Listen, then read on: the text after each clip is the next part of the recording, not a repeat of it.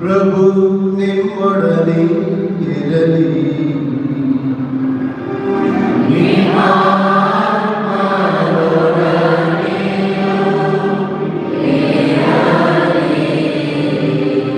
ಸಂತ ಯೋಹಾನನು ಬರೆದ ಪವಿತ್ರ ಶುಭ ಸಂದೇಶದಿಂದ ವಾಚನ.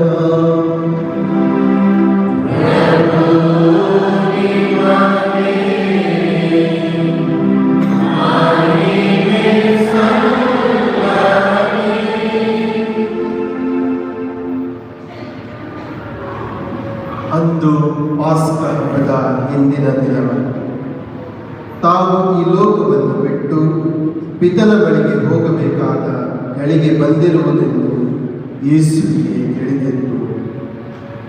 ಈ ಲೋಕದಲ್ಲಿದ್ದ ತಮ್ಮವರನ್ನು ಯಾವಾಗಲೂ ಪ್ರೀತಿಸುತ್ತಿದ್ದ ಅವರು ಆ ಪ್ರೀತಿಯ ಪರಮಾವಧಿಯನ್ನು ಈಗ ತೋರಿಸಲಿದ್ದರು.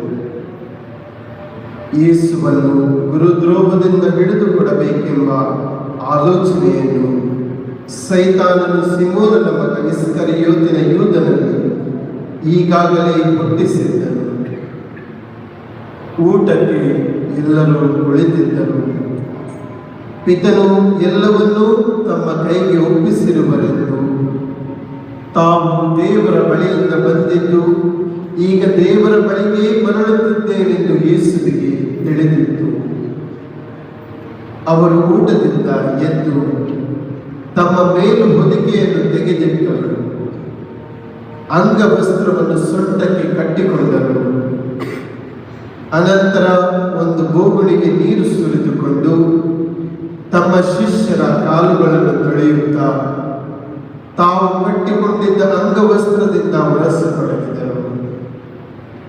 ಹೀಗೆ ಅವರು ಸಿಮೋನ ಪೇತ್ರನ ಹತ್ತಿರಕ್ಕೆ ಬಂದಾಗ ಆತ, ಪ್ರಭು, ನೀವು ನನ್ನ ಕಾಲುಗಳನ್ನು ತೊಳೆಯುವುದೇ ಎಂದನು.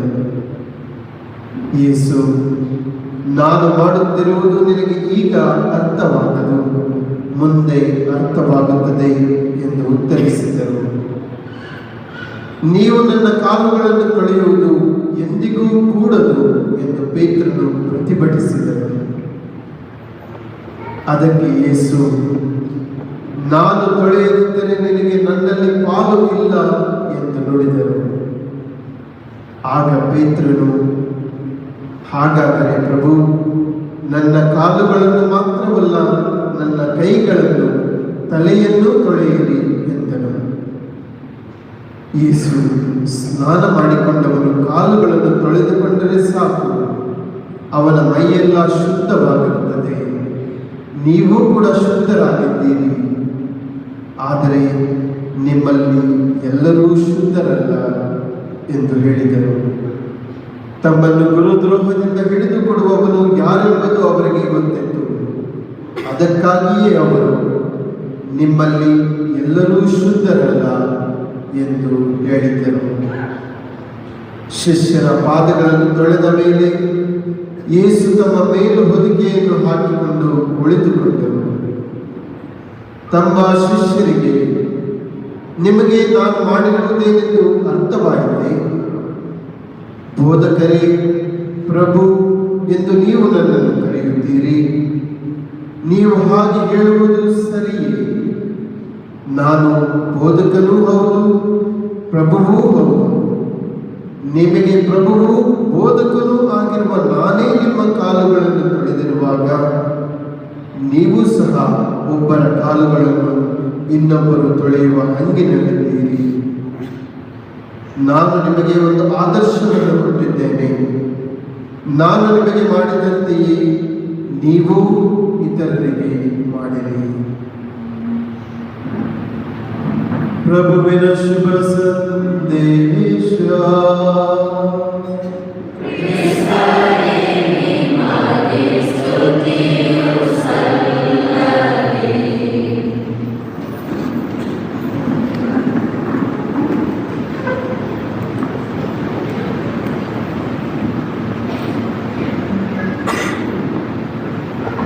ಪ್ರಭು ಯೇಸು ಕ್ರಿಸ್ತನಲ್ಲಿ ಪ್ರೀತಿಯ ಗುರುವರಿಯರೇ, ಧರ್ಮ ಭಗಿನಿಯರೇ, ನನ್ನ ಬಂಧು ಬಾಂಧವರೇ, ಇಂದು ನಾವೆಲ್ಲರೂ ತಾಯಿ ಧರ್ಮಸಭೆಯೊಂದಿಗೆ ಒಟ್ಟಾಗಿ ಸೇರಿ ಪ್ರಭುವಿನ ಭೋಜನದ ಸ್ಮರಣೆಯ ದಿನವನ್ನು ಆಚರಿಸುತ್ತಿದ್ದೇವೆ.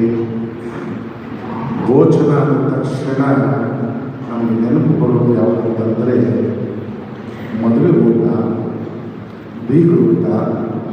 ಈಗ ಹೊಸದಾಗಿ ಬಂದಿರುವುದು ಫುಲ್ ಮೀಲ್ಸ್ ಮತ್ತು ಅನ್ಲಿಮಿಟೆಡ್ ಬಿರಿಯಾನಿ, ಕಬಾಬು ಎಲ್ಲ. ಎಷ್ಟೊಂದು ಹೋಟೆಲ್ಗಳಲ್ಲಿ 299 ರೂಪಾಯಿ ಕೊಟ್ಟರೆ ಸಾಕು 2 ಥರ ಬಿರಿಯಾನಿ, 4 ಥರ ಚಿಕನ್ ಕಬಾಬು, ಚಿಕನ್ ಫ್ರೈ ಎಲ್ಲ ಕೊಡ್ತಾರೆ. ಈ ರೀತಿಯಾಗಿ ನಾವು ಭೋಜನವನ್ನು ಯೋಚಿಸುತ್ತೇವೆ. ಮದುವೆ ಮನೆಗೆ ಹೋದಾಗ ಮದುವೆಗೆ ಹುಡುಗ ಹುಡುಗಿಗೆ ಚಂದ, ಹುಡುಗಿಗೆ ಹುಡುಗ ಚಂದ, ಅವರಿಬ್ಬರು ಚೆನ್ನಾಗಿರ್ತಾರೆ, ಅವ್ರು ಸಂತೋಷದಲ್ಲಿರ್ತಾರೆ. ಆದರೆ ಬಂಧು ಮಿತ್ರರಿಗೆ ಏನು ಖುಷಿ ಬರೋದು ಯಾವುದು? ಊಟ, ಹೌದಲ್ವಾ? ಊಟ ಚೆನ್ನಾಗಿದ್ದರೆ ಮದುವೆ ಚೆನ್ನಾಗಿದೆ ಅಂತ ಹೇಳ್ತೀರ. ಊಟ ಚೆನ್ನಾಗಿಲ್ಲ ಅಂತಂದರೆ ಏನು ಮದುವೆ ಮಾಡಿದ್ದಾರೆ ಅಂತ ಹೇಳ್ತೀರ. ಅದಕ್ಕೆ ನೀವು ಚರ್ಚಲ್ಲಿ ಏನು ಮಾಡಿದ್ರು ಪರವಾಗಿಲ್ಲ, ಮದುವೆಗೆ ಮಾತ್ರ ಒಳ್ಳೆ ಥಿಯೇಟ್ರನ್ನು ಬುಕ್ ಮಾಡ್ತೀರಾ, ಒಳ್ಳೆ ಚಿತ್ರ ಬುಕ್ ಮಾಡ್ತೀರಾ ಅಲ್ವಾ? ಒಳ್ಳೆ ಅನಿಲ್ ಭಟ್ರು ಮಾಡಿ ಒಳ್ಳೆ ಊಟ ಹಾಕಿಸ್ತೀರಾ. ಅಂದರೆ ಮದುವೆ ಊಟ ಚೆನ್ನಾಗಿದ್ದರೆ ಮದುವೆ ಚೆನ್ನಾಗಿರಬೇಕು ಎಂಬ ಒಂದು ಆಸೆಯಿಂದ. ಆದರೂ ಸಹ ಈ ಮದುವೆ ಊಟ ಒಂದು ದಿವಸ, ಬೀಗ ಊಟ ಒಂದು ದಿವಸ ಎಲ್ಲ ಮರ್ತೋಗ್ಬಿಡ್ತಾರೆ. ಯಾರಾದರೂ ನಿಮ್ಮದು ಮದುವೆ ದಿವಸದ ಊಟ ನಿಲ್ಲಿಸ್ಕೊಂಡಿದ್ದೀರ? ಅವತ್ತು ಮಾಡಿದ್ದಷ್ಟೇ, ಯಾರು ನಿಲ್ಲಿಸ್ಕೊಂಡಿರೋಲ್ಲ. ಆದರೆ ಪ್ರಭು ಯೇಸು ಕಡೆಯ ದಿನ ಅವರು ಸಾಯುವ ಮುನ್ನ ಆಚರಿಸಿದಂತಹ ಈ ಭೋಜನ 2000 ವರ್ಷಗಳಾದರೂ ಸಹ ಇನ್ನೂ ಸಹ ನಾವೆಲ್ಲರೂ ಆಚರಿಸಿಕೊಂಡು ಬರ್ತಾ ಇದ್ದೇವೆ. ಏಕೆಂತಂದರೆ ಆ ಭೋಜನ ನಮಗೆ ನೀಡುವುದು ದೈಹಿಕ ಭೋಜನ. ಈ ನಮಗೆ ಬೇಕಾಗುವಂತಹ ದಿನನಿತ್ಯಕ್ಕೆ ಬೇಕಾಗುವಂತಹ ದೈಹಿಕ ಭೋಜನ ಅದು ಒಂದು ದಿವಸ ಒಂದೊಂದು ಮಾತ್ರ ನಮಗೆ ಸಂತೋಷ ಕೊಡುತ್ತೆ. ಆದರೆ ಪ್ರಭು ಯೇಸು ನೀಡುವಂತಹ ಆ ಪರಮ ಭೋಜನ ಶಾಶ್ವತ ನಿತ್ಯ ಜೀವನಂತಹ ಭೋಜನ. ಅದಕ್ಕಾಗಿ ಪ್ರಭು ಯೇಸುವೇ ಎಷ್ಟೊಂದು ಸಾರಿ ಹೇಳ್ತಾರೆ, ಯಾರು ನನ್ನನ್ನು ಭುಜಿಸುತ್ತೀರೋ ಅವರು ನಿತ್ಯ ಕಾಲಕ್ಕೂ ಜೀವಿಸ್ತೀರಾ, ಸ್ವರ್ಗ ಸಾಮ್ರಾಜ್ಯವನ್ನು ನೀವು ಪ್ರವೇಶಿಸ್ತೀರಾ ಅಂತ ಹೇಳಿ ಆ ಪ್ರಭು ಯೇಸು ಸ್ಥಾಪಿಸಿದಂತಹ ಆ ಕಡೆ ಭೋಜನ ಇನ್ನೂ ಸಹ ನಾವು ಆಚರಿಸುತ್ತಿದ್ದೇವೆ. ಪ್ರೀತಿಯ ಸಹೋದರ ಸಹೋದರಿಯರೇ, ಇಷ್ಟೊಂದು ನಾವು ಭಕ್ತಿಯಿಂದ ಆಚರಿಸಬೇಕಾದರೆ ಇದಕ್ಕೂ ಸಹ ಒಂದು ಕಾರಣ ಇದೆ. ಒಂದು ಸಾರಿ ಸುಪ್ರಸಿದ್ಧವಾದಂತಹ ಪ್ರಬೋಧಕರು ಏನು ಸಾಯುವ ಸ್ಥಿತಿಯಲ್ಲಿರ್ತಾರಂತೆ.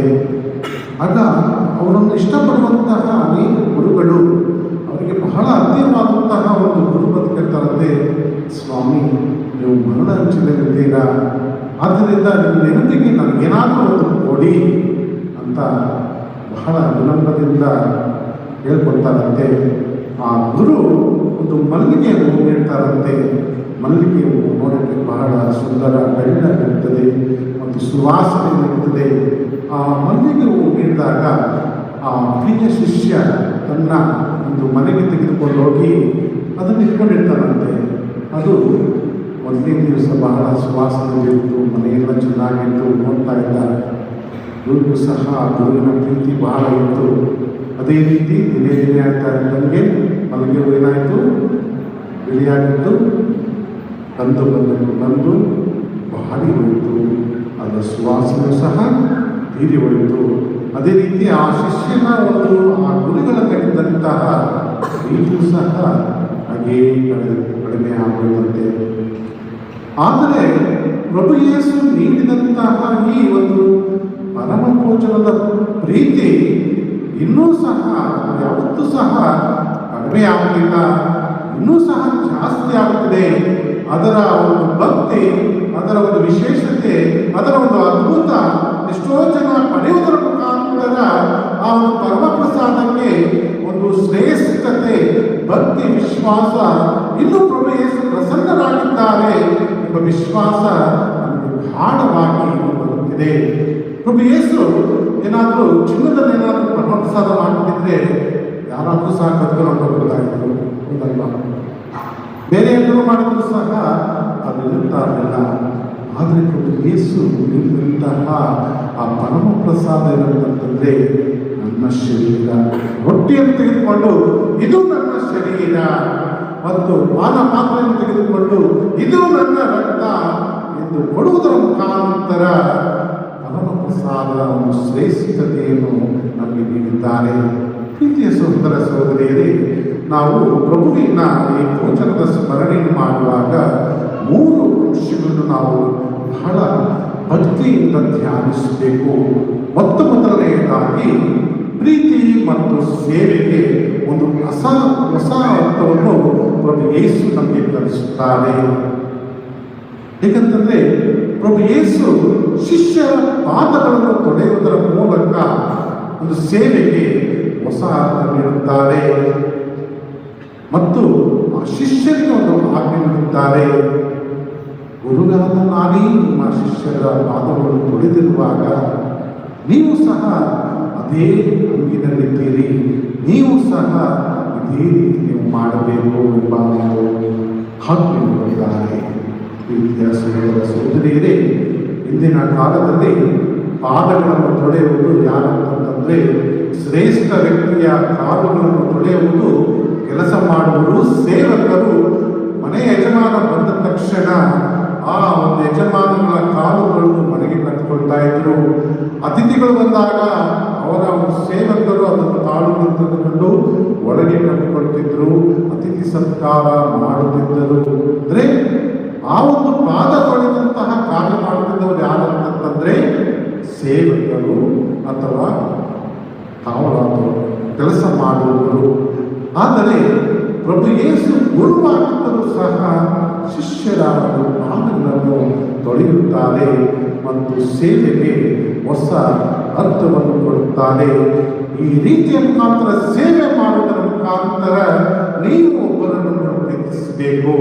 ನಾನು ಕೊಡುವ ಆಜ್ಞೆ ಎಂದರೆ ನಾನು ನಿಮ್ಮನ್ನು ಪ್ರೀತಿಸಿದಂತೆ ನೀವು ಸಹ ಒಬ್ಬರನ್ನೊಬ್ಬರು ಪ್ರೀತಿಸಬೇಕೆಂಬ ಹೊಸ ಆಜ್ಞೆ ನೀಡುತ್ತಾರೆ. ಪ್ರೀತಿಯ ಸೇವೆಯ ಒಂದು ಹೊಸ ಕಟ್ಟಳೆಯನ್ನು ಒಂದು ಯೇಸು ಶಿಷ್ಯರಿಗೆ ನೀಡುತ್ತಾರೆ.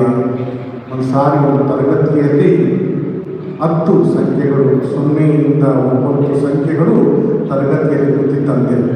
ಹೀಗೆ ಲೈನಾಗಿ ಕೂತಿರ್ಬೇಕಾದ್ರೆ 9 ಸಂಖ್ಯೆ ಹೈಯೆಸ್ಟ್ ಅಲ್ಲ, 9 ಸಂಖ್ಯೆ ಹೈಯೆಸ್ಟ್. 9 ಏನು ಮಾಡ್ತಂತೆ, 8 ಸಂಖ್ಯೆಗೆ ತಲೆಗಳು ಉದಾಹರಣೆ ಓದಿ ನಾನು ದೊಡ್ಡವನು ಅಂತ ಹೇಳ್ತಂತೆ.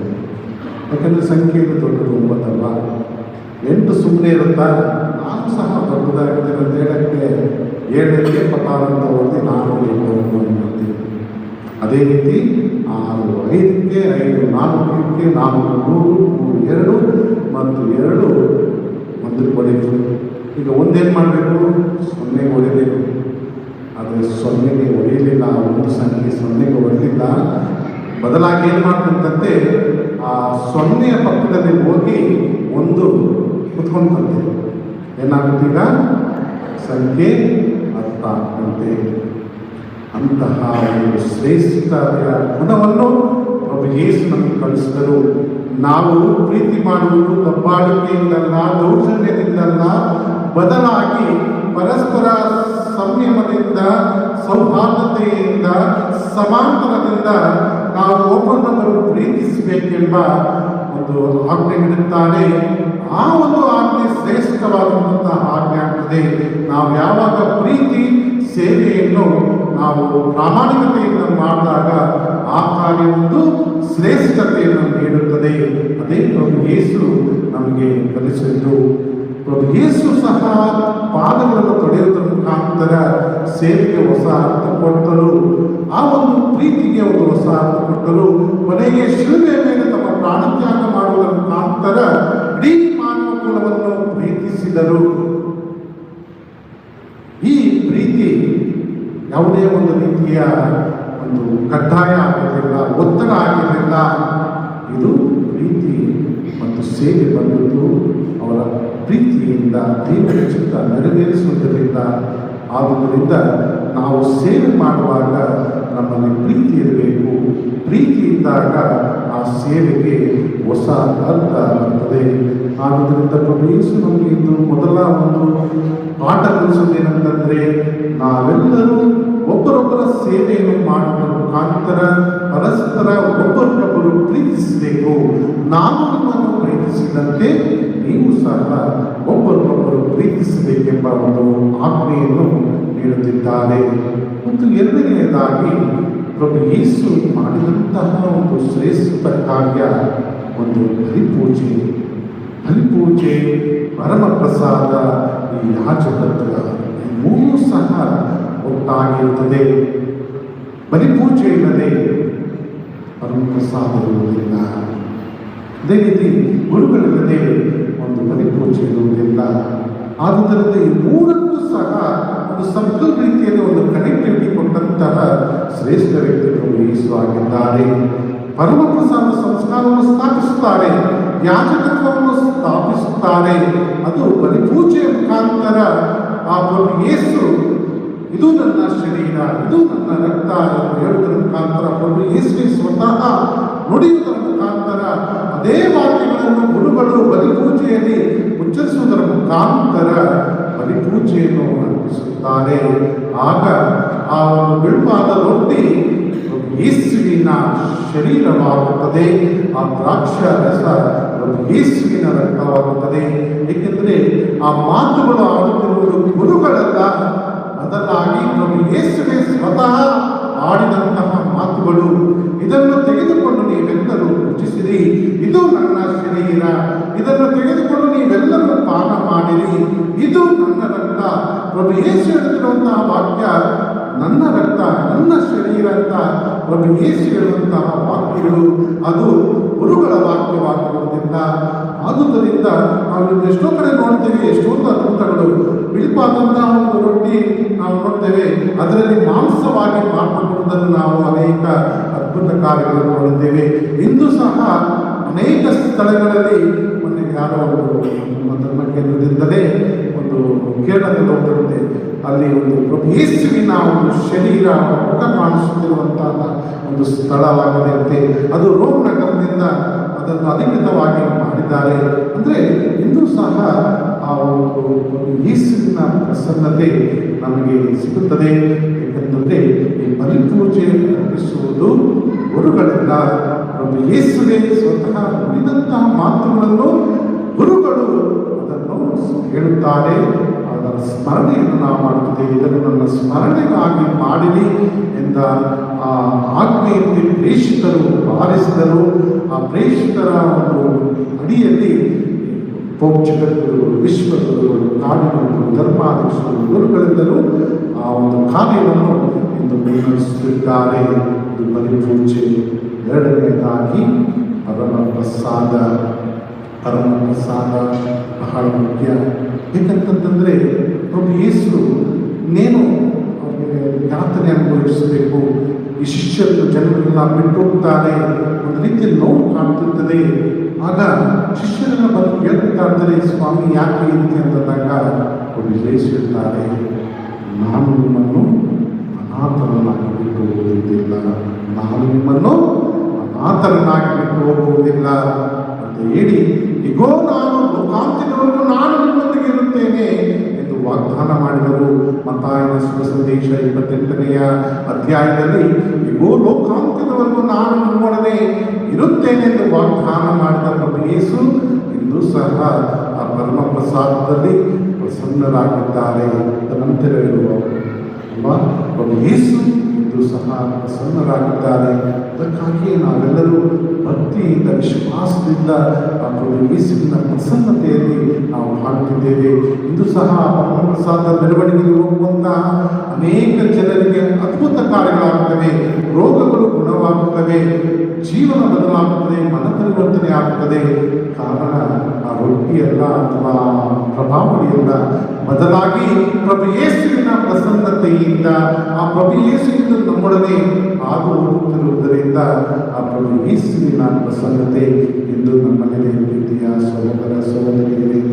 ಮತ್ತು ಮೂರನೆಯದಾಗಿ ಯಾಜಕತ್ವವನ್ನು ಸ್ಥಾಪಿಸಿದರೆಂದು ನಾವು ಸ್ಮರಿಸುತ್ತೇವೆ. ಏಕೆಂದರೆ ಪ್ರಭು ಯೇಸು ಮನೆಯ ಭೋಜನದ ಸಮಯದಲ್ಲಿ ಇದನ್ನು ನನ್ನ ಸ್ಮರಣೆಗಾಗಿ ಮಾಡಿರಿ ಎಂದಾಗ ಇದು ಆ ಪ್ರೇಷಿತರ ಮುಂದುವರಿಕೆ ಭಾಗ್ಯ ಗುರುಗಳಿಗಾಗಿದೆ. ಅನೇಕ ಗುರುಗಳು ಇದು ಆ ವಾಕ್ಯವನ್ನು ಆ ಒಂದು ಕಾರ್ಯವನ್ನು ನಿರ್ವಹಿಸುತ್ತಿದ್ದಾರೆ. ಪರಿಪೂಜೆ ಅರ್ಪಿಸುವ ಮುಖಾಂತರ. ಆದ್ದರಿಂದ ನಾನು ಹೇಳಿದೆ, ಗುರುಗಳಿಲ್ಲದೆ ಬಲಿಪೂಜೆ ಇಲ್ಲದೆ ಪರಮಪ್ರಸಾದವಿಲ್ಲ.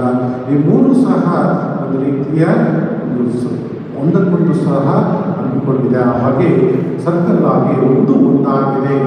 ಆದ್ದರಿಂದ ನಾವು ಇದು ವಿಶೇಷವಾಗಿ ಯಾಜಕರಿಗಾಗಿ ನಾವು ಪ್ರಾರ್ಥಿಸಬೇಕಾಗಿದೆ. ಯಾಜಕರ ದಿನವನ್ನಾಗಿ ಸಹ ಇದು ಆಚರಿಸುವಾಗ ಇಲ್ಲಿರುವ ಗುರುಗಳಿಗಾಗಿ ನಾವು ಪ್ರಾರ್ಥಿಸಬೇಕು. ಏಕೆಂದರೆ ಆ ಪ್ರಭು ಯೇಸು ಕೊಟ್ಟಿರುವಂತಹ ಆಜ್ಞೆಯನ್ನು ಪ್ರಾಮಾಣಿಕವಾಗಿ ಮುಂದುವರಿಸಲು ಅವರು ಕೊಟ್ಟಂತಹ ಮಂದೆಯನ್ನು ಪ್ರೀತಿಯಿಂದ ಪಾಲನೆ ಮಾಡಲು ದೇವರ ಆಶೀರ್ವಾದ ಬೇಕಾಗಿದೆ, ದೇವರ ಶಕ್ತಿ ಬೇಕಾಗಿದೆ, ಪವಿತ್ರಾತ್ಮರ ಅನುಗ್ರಹ ಬೇಕಾಗಿದೆ. ಆದುದರಿಂದ ನಾವು ಸದಾ ಗುರುಗಳಿಗಾಗಿ ಪ್ರಾರ್ಥಿಸಬೇಕು. ಏಕೆಂತಂದರೆ ಒಬ್ಬ ಯೇಸು ಪೇತ್ರನಿಗೆ ಹೇಳ್ತಾರೆ, ಪೇತ್ರ ನೀನು ನನ್ನನ್ನು ಪ್ರೀತಿಸಿದೆ ಅಂತ ಹೇಳಿದಾಗ, ಹೌದು ಸ್ವಾಮಿ ಅಂತ ಹೇಳ್ತಾರೆ. ಆಗ ನನ್ನ ಮಂದೆಯನ್ನು ಮೇಯಿಸು, ನನ್ನ ಮಂದೆಯನ್ನು ಕಾಯಿ ಅಂತ 3 ಬಾರಿ ಆ ಪೇತ್ರನಿಗೆ ಒಬ್ಬ ಯೇಸು ಕೇಳುವ ಮುಖಾಂತರ ಧರ್ಮಸಭೆಯನ್ನು ಕಟ್ಟಿದರು. ಅದೇ ರೀತಿ ಪ್ರತಿಯೊಂದು ಗುರುಗಳು ಸಹ ಆ ಪ್ರಭು ಯೇಸುವನ್ನು ನಾನು ಪ್ರೀತಿಸುತ್ತೇನೆ, ಈ ಮಂದೆಯನ್ನು ಮುನ್ನಡೆಸುತ್ತೇನೆ, ಈ ಮಂದೆಯನ್ನು ನಾನು ಕಾಯುತ್ತೇನೆ, ಪ್ರೀತಿಸುತ್ತೇನೆ ಎಂಬ ಆ ವಾಕ್ಯಂತೆ ನಡೆಯುವಂತಹ ಶಕ್ತಿಯನ್ನು ದೇವರು ದಯಪಾಲಿಸಲೆಂದು ನಾವು ವಿಶೇಷವಾಗಿ ಪ್ರಾರ್ಥಿಸಬೇಕಾಗಿದೆ.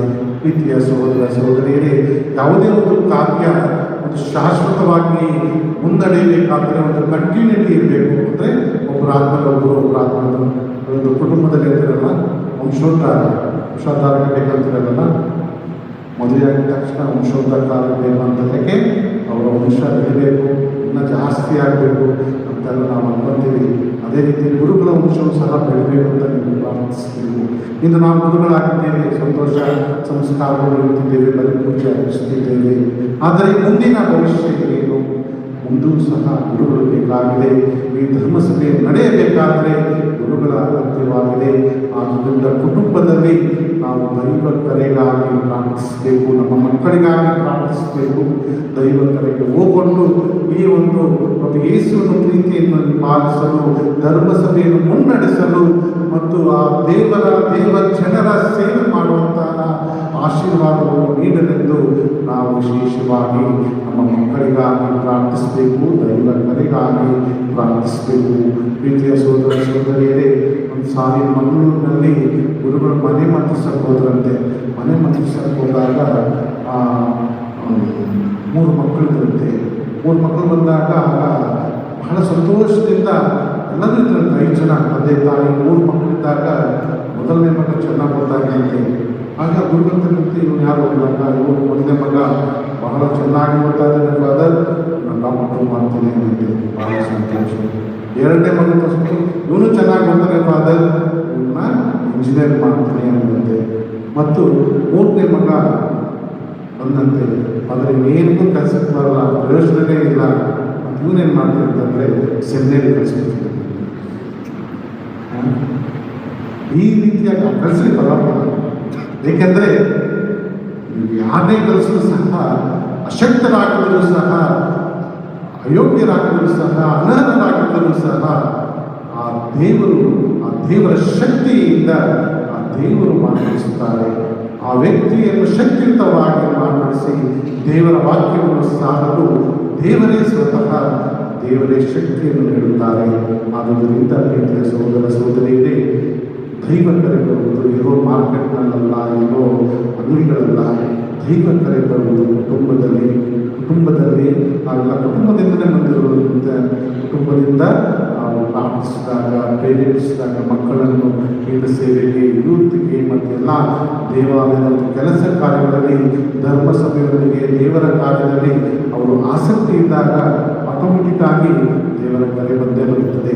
ನೀವು ಸ್ವಿಮ್ಮಿಂಗ್ ಪೂಲ್ಗೋ ಅಥವಾ ಭರತನಾಟ್ಯಕ್ಕೋ ಅಥವಾ ಕಂಪ್ಯೂಟರ್ ಕ್ಲಾಸ್ ಬಂದರೆ ಅವ್ರು ಹೋಗೋದು ಅಬ್ರಾಡ್ಗೆ, ಆಮೇಲೆ ಮನೆಗೆ ಇದನ್ನು ಮರ್ತು ಬಿಡ್ತಾರೆ, ಒಂಟಿಯಾಗಿರಬೇಕಾಗುತ್ತದೆ. ಆದ್ದರಿಂದ ನಿಮ್ಮ ಕುಟುಂಬದಲ್ಲಿ ಗುರುಗಳಿಗಾಗಿ ಪ್ರಾರ್ಥಿಸಿರಿ, ದೈವಜ್ಞರಿಗಾಗಿ ಪ್ರಾರ್ಥಿಸಿರಿ. ದೈವಜ್ಞರೇ ಒಂದು ಧರ್ಮಿಸಲು ಮುನ್ನಡೆಸಲು ಗುರುಗಳು ಬೇಕಾಗಿದ್ದಾರೆ. ಇಂದು ಯಾಜಕರ ದಿನವನ್ನು ಆಚರಿಸುವಾಗ ಈ ಗುರುಗಳಿಗೆಲ್ಲರಿಗಾಗಿ ಪ್ರಾರ್ಥಿಸೋಣ. ದೇವರ ಒಂದು ಶಕ್ತಿಯಿಂದ, ಆಶೀರ್ವಾದದಿಂದ ಅವರು ಮಾಡಿರುವಂತಹ ವಾಗ್ದಾನಕ್ಕೆ ಪ್ರಾಮಾಣಿಕರಾಗಿ ನಡೆದು ಆ ದೇವರ ಜನ ಸೇವೆ ಮಾಡಲಿ. ಮತ್ತು ಈ ಒಂದು ದಿನ ಒಂದು ಯೇಸು ನೀಡಿದಂತಹ ದೇವರ ಕಡೆಯ ಭೋಜನದ ದಿನ ದೇವರಿಗೆ ವಂದನೆಯನ್ನು ಸಲ್ಲಿಸೋಣ, ಕೃತಜ್ಞತೆಯನ್ನು ಸಲ್ಲಿಸೋಣ. ಪ್ರೀತಿ, ಸೇವೆ, ತ್ಯಾಗದ ಮುಖಾಂತರ ಈ ಬಲಿ ಪೂಜೆಯಲ್ಲಿ ನಾವು ಪಾಲ್ಗೊಳ್ಳುವುದರ ಮುಖಾಂತರ ಮತ್ತು ನಾವು ಸಹ ಪ್ರೀತಿಯ ಸೇವೆಯ ಸಾಧನಗಳಾಗಲೆಂದು ಮತ್ತು ಈ ಧರ್ಮಸಭೆ ಸದಾ ಆ ಒಂದು ಕ್ರಿಸ್ತರು ತೋರಿದ ಹಾದಿಯಲ್ಲಿ ಸಾಗುತ್ತಾ ಅವರು ಕೊಟ್ಟಂಥ ಆಜ್ಞೆಗಳನ್ನು ಪಾಲಿಸುತ್ತಾ ನಾವು ಒಂದು ದಿವಸ ನಾವೆಲ್ಲರೂ ಆ ಪರಮೋತ್ತರದಲ್ಲಿ, ಆ ಸ್ವರ್ಗದಲ್ಲಿ ಸಿಗುವಂತಹ ಪರಮೋತ್ತರದಲ್ಲಿ ನಾವೆಲ್ಲರೂ ಭಾಗಿಗಳಾಗುವಂತೆ ದೇವರು ನಮ್ಮೆಲ್ಲರನ್ನು ಆಶೀರ್ವದಿಸಲೆಂದು ಈ ದಿವ್ಯ ಪೂಜೆಯಲ್ಲಿ ಭಕ್ತಿಯಿಂದ ಪ್ರಾರ್ಥಿಸೋಣ.